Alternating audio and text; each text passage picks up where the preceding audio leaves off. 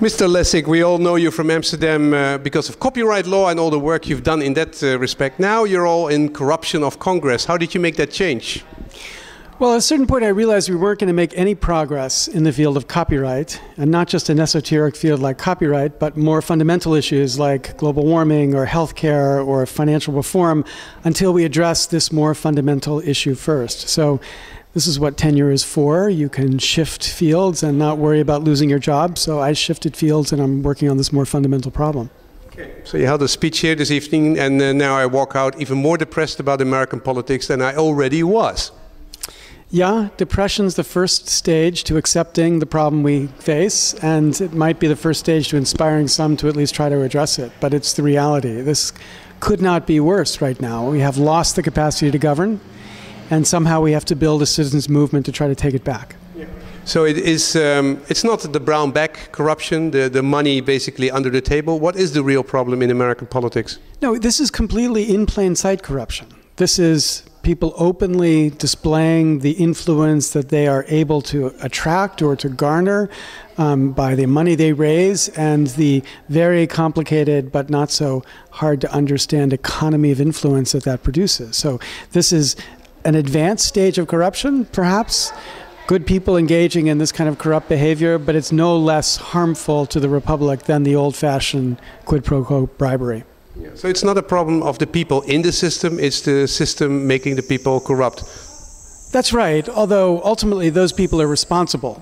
So they might not be guilty of criminal acts, but they are guilty of negligence in not trying to bring about the reform that the system needs. So I don't take them off the hook.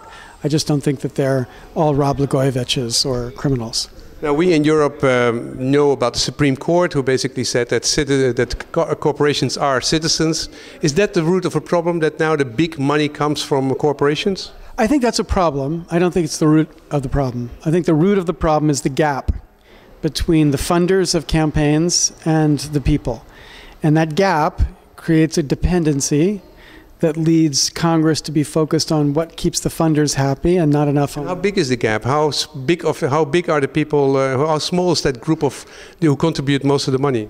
Well, putting aside super PACs, it's the tiniest fraction of 1% that funds campaigns. So 0.26%, a quarter of 1%, give more than $200 in a congressional election. 0.05% give the maximum amount they're allowed to give. 0.01%, the 1% of the 1%, gives $10,000 in a congressional election. So that means that it's the tiniest fraction of the 1%, forgetting super PACs. But now super PACs... But super PACs, you had 46 Americans, 46 people, human beings, not inks. What percentage of super PACs funding do they do? 47 Americans have funded 42% of the total amount of super PAC spending in 2012 so far. So add super PACs into the mix, and what you've got is a system where, you know, basically 2 churchfuls of people are funding the elections, and what that does is produce a world where Congress can't focus on what the people want. Now, you know Obama, he was a colleague of yours in Chicago, and you liked him, you campaigned for him. You hoped he would change it. Why didn't he change it? Is it because he's now in power and he wants to stay in power, or what is his reason? No, I think that they made a judgment they couldn't change it.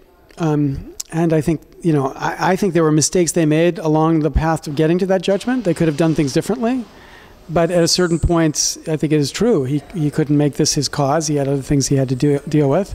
And so he lost that opportunity. And I think that was a great loss. Do you think he had the opportunity? Yeah, I do. I think he could have framed his administration to bring about this kind of change. I'm not sure he can do it now, but I think he could have then. If you now look from your American situation of an ungovernable government which is ruled by special interests, and now you look at Europe and our Euro problems and the different countries together, what do you see there? Well, I don't think that there's any modern government except maybe New Zealand and maybe Singapore that's escaped the kind of, you know, any kind of corruption like this. I do think it's the case that Europe, for a bunch of reasons, its constitutional design as well as, you know, trying to dampen the influence of special interest money, is able to make policy decisions that we're not able to make. So Europe has been able to pass laws about global warming. We've not. Europe's able to address healthcare and pharmaceutical pricing. We're not. Europe has the capacity and has begun to address the questions of financial reform. Canada, too, had financial regulations that we were not capable of sustaining. And so, we're further down this path towards an incapacitated government than I think many in Europe are. Although, nobody's looking to any place and finding utopia in the way government or democracy functions. And America is always a little earlier in those kinds of steps. I mean, so are we going to have the same kind of inequality and funding of elections this way? Learn from us. Please don't. Because we need, functioning democracy somewhere in the world. What is the change? How can you get the republic back? We have to change the way we fund elections. We have to close the gap between the funders and the citizens. And we can do that. It's perfectly constitutional to pass citizen-funded election system. And I think we should be doing that. But we have to build a strong citizen movement to get to there. Something like Move On, or something like the Tea Party, or something like... Together. They have to be working together. And that's the critical thing. It has to be a cross-partisan movement. And until now, it's not really an issue. No, that's right. Positive message. A truthful message.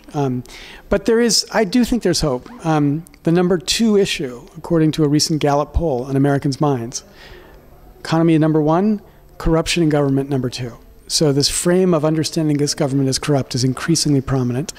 And I think that that's what it's going to take to get people to want to demand some change. Thank you.